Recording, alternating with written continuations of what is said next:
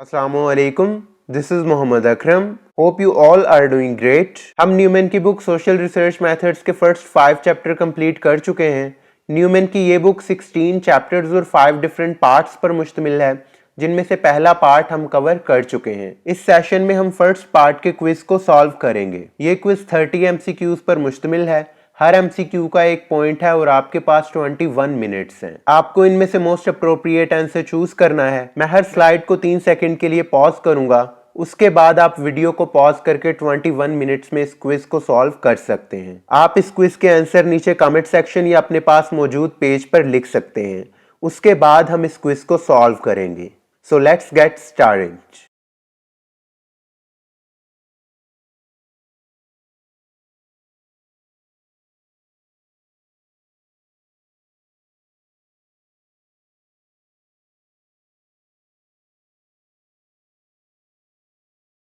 आई hope कि आपने honestly इस क्विज को सॉल्व किया होगा. अभी मिलकर इस क्विज को सॉल्व करते हैं और देखते हैं कहां पर आप लोगों ने मिस्टेक्स की.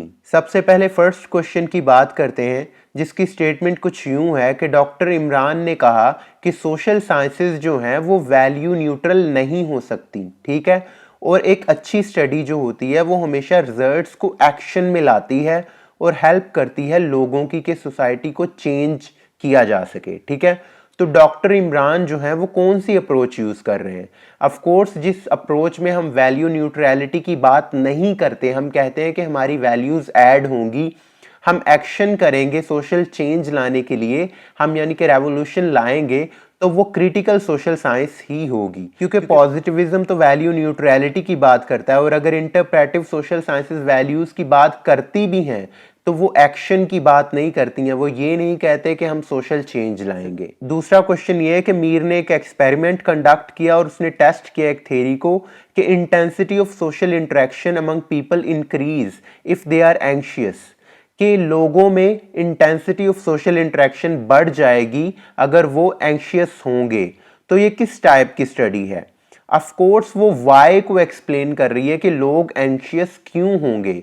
वाई क्वेश्चन से डील कर रही है, और वाई क्वेश्चन से हमने सेकंड चैप्टर में पढ़ा था कि एक्सप्लेनेटरी रिसर्च डील करती है.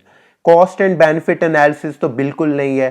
कंटेंट एनालिसिस भी नहीं है, क्योंकि हम किसी चीज का कंटेंट का एनालिसिस नहीं कर रहे, और एक्सप्लोरेटरी रिसर्च में हम कोई न्यू फिनोमिनन को स्टडी करते हैं. तो इसका सही आंसर है एक्सप्लेनेटरी रिसर्च. तीसरा क्वेश्चन है कि मोस्ट क्वालिटेटिव डाटा टेक्निक्स क्या हैं? तो ऑफ कोर्स जब हम क्वालिटेटिव डाटा की बात करते हैं तो वो हमारा डाटा इनहेंस करेगा. वो ये नहीं है कि क्वांटिटेटिव डाटा की तरह हमें कोई फैक्ट या फिगर प्रोवाइड कर देगा और डाटा को कंडेंस कर देगा.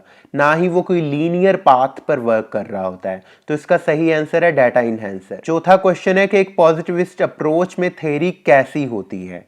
तो इसका सही आंसर है बी, कि वो लॉजिकल सिस्टम ऑफ लॉज, एक्सियोम्स और प्रोपोजिशंस पर मुश्तमिल होती है. अब कुछ लोगों ने कंफ्यूजन में ए को करेक्ट आंसर किया होगा, क्योंकि इसमें भी पॉजिटिविज्म की बात हुई है, लेकिन यहाँ पर सीरीज ऑफ पॉजिटिव स्टेटमेंट्स कहा गया है. उन्होंने ये नहीं कहा कि वो आपस में इंटरकनेक्टेड होंगी या उनकी प्रोपोजिशंस बनी हुई होंगी.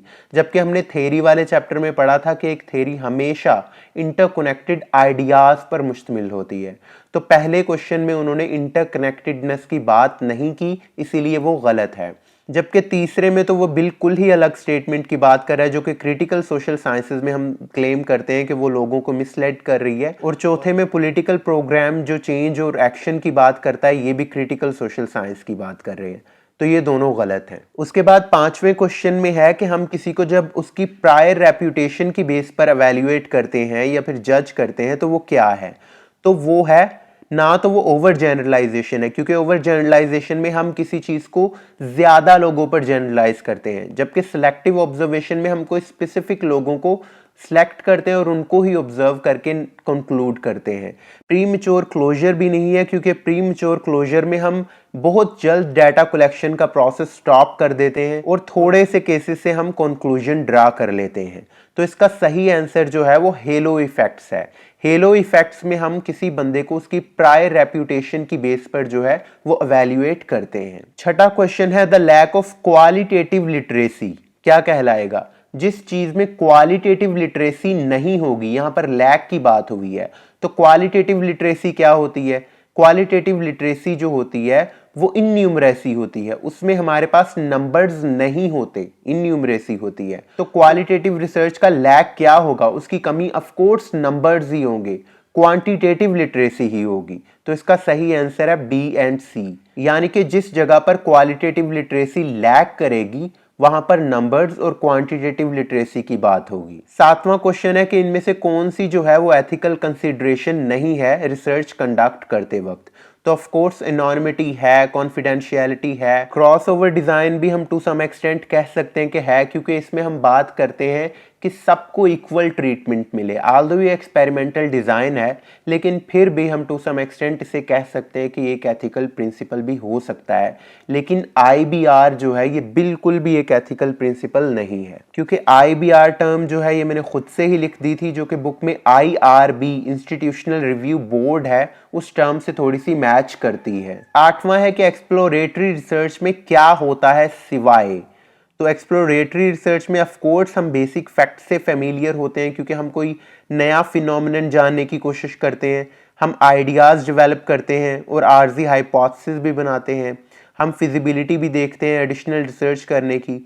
लेकिन हम थ्योरी को टेस्ट या एक्सप्लेन नहीं करते हैं एक एक्सप्लोरेटरी रिसर्च में, क्योंकि वो नई रिसर्च होती है, उसमें हम कई नए फिनोमिनन को एक्सप्लोर कर रहे होते हैं, तो वहां पर हम किसी थ्योरी को टेस्ट या एक्सप्लेन बहुत कम कर रहे होते हैं। नाइन्थ इज कि आप एज ए रिसर्चर जो है एक्सप्लोर करना चाहते हो होलिस्टिक एलैबोरेशन, यानी कि डिस्कवर करना चाहते हो कंप्लीट पिक्चर किसी चीज की, तो आप क्या करोगे। ऑफ कोर्स आप विद इन केस यानी कि कोई स्पेसिफिक सैंपल को लोगे और उनको स्टडी करोगे, ताकि आपको डिटेल्ड और इन डेप्थ अंडरस्टैंडिंग हो उस सैंपल से मुतल्लिक। 10वां है कि 2012, 14 और 16 में आपने अली, आयशा, उस्मान और तैयबा को ऑब्जर्व किया over the period of time, same लोगों को ऑब्जर्व किया, तो आप कौन सी लॉन्गिट्यूडिनल स्टडी को यूटिलाइज कर रहे हो। ऑफ कोर्स पैनल स्टडी को, बिकॉज कोहॉर्ट स्टडी में आप जरूरी नहीं है कि उन सेम लोगों को लें over the period of time. तो टाइम सीरीज में तो इंफॉर्मेशन डिफरेंट केसेस के बारे में भी हो सकती है, और केस स्टडी तो एक जनरल सी चीज है जिसमें कोई स्पेसिफिक केस को हम स्टडी कर रहे होते हैं एक टाइम पर।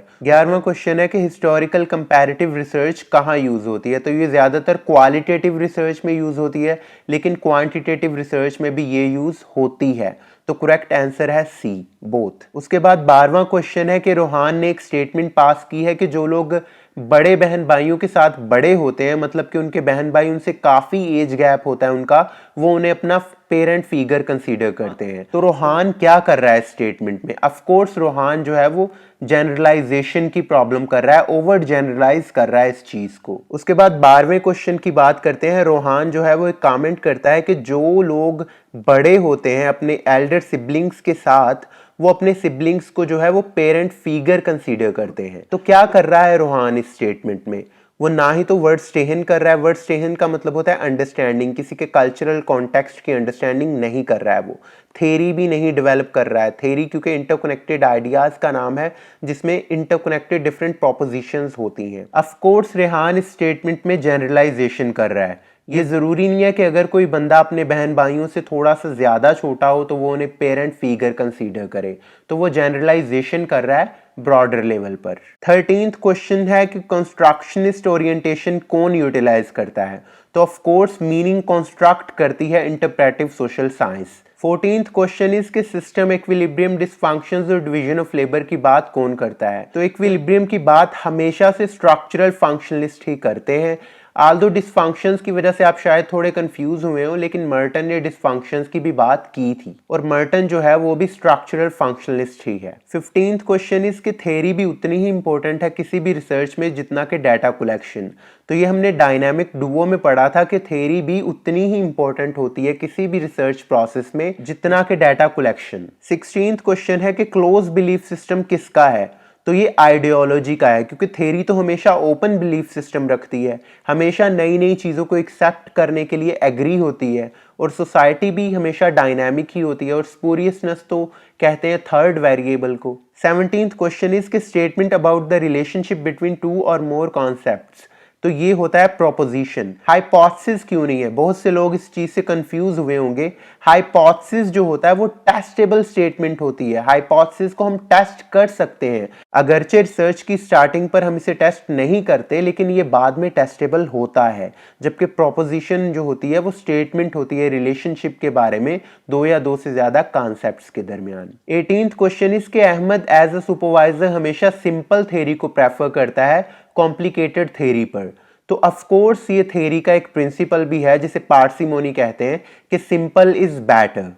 19th क्वेश्चन इज कि सोशियोलॉजी की टर्म किसने कॉइन की थी, तो ये ऑफ कोर्स अगस्ट कॉम्टे ने कॉइन की थी। 20th क्वेश्चन इज कि किस ईयर में सोशियोलॉजी की टर्म कॉइन की थी, ऑफ कोर्स ये 1839 में अगस्ट कॉम्टे ने ये टर्म कॉइन की थी और ये रिट्जर की बुक सोशल थ्योरी में भी लिखा हुआ है। उसके बाद 21st क्वेश्चन ये है कि कॉम्टे की टर्म पॉजिटिविज्म क्या है। पॉजिटिविज्म की कॉम्टे ने बात की थी, तो उसने बात की थी प्रिसाइज इंटरसब्जेक्टिव का मतलब होता है कि अगर बहुत ज्यादा लोग या डिफरेंट रिसर्चर भी एक रिसर्च को कंडक्ट करेंगे तो सबके रिजल्ट्स जो हैं वो सब एक चीज पर एग्री करेंगे।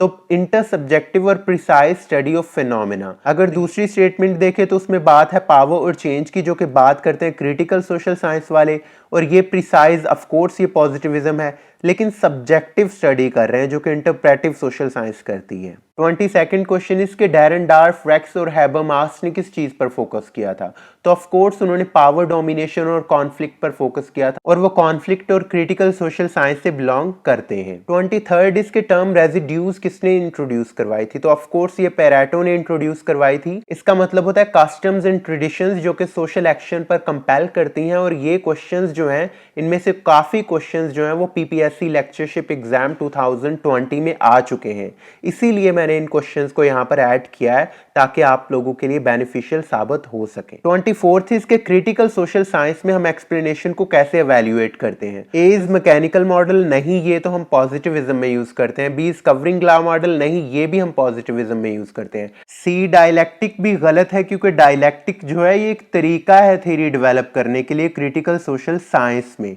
तो यहाँ पर लिखा है कि एवेल्युएट कैसे किया जा सकता है कि ये एक्सप्लेनेशन जो है क्रिटिकल सोशल साइंस में सही है या नहीं, तो इसका सही आंसर है प्रैक्सिस। प्रैक्सिस के जरिए हम एवेल्युएट करते हैं क्रिटिकल सोशल साइंस में कि कोई थ्योरी सही है या नहीं, कोई एक्सप्लेनेशन सही है या नहीं। प्रैक्टिस से मुराद ये है कि हम प्रैक्टिकली देखते हैं उस चीज को कि वाकई क्या वो थ्योरी से मिले हुए रिजल्ट और ये प्रैक्टिकली हमें जो रिजल्ट मिले हैं ये सेम है या नहीं। तो इसका सही आंसर है प्रैक्टिस। मुझसे मिस्टेकनली हाईलाइट हो गया है डायलैक्टिक, जो कि गलत है।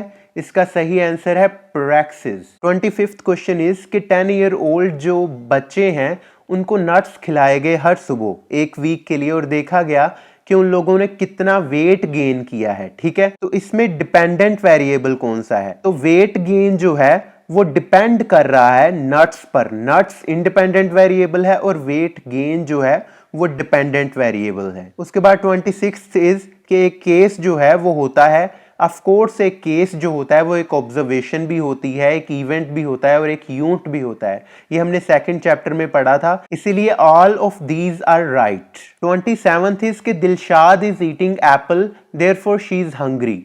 तो देखें, अगर कोई बंदा हंग्री होता है तभी वो कोई चीज खाता है ना, बजाय इसके कि वो कुछ खा रहा है इसीलिए उसको भूख लग गई।